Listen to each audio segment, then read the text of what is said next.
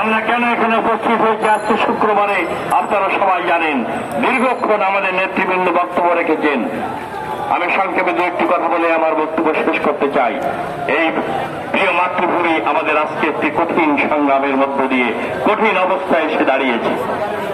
গত 17 বছর যাবৎ এই অবৈধ খুনি সরকার, দুর্নীতিবাজ লুটেরা সরকার এদেশের গণতন্ত্রকে হত্যা করে মানুষের ভোটের অধিকারকে 4,000 নেতা কর্মীকে কারাগারে নিক্ষেপ করা হয়েছে।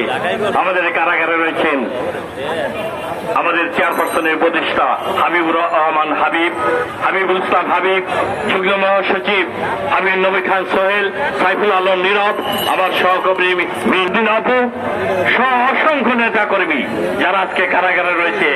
সাইফুল আলম নীরব সহ অসংখ্য, আব্দুল সালাম পিন্টু দলের ভাইস চেয়ারম্যান সাবেক মন্ত্রী লুৎফুজ্জামান বাবর, আজকে লায়ন আসলাম চৌধুরী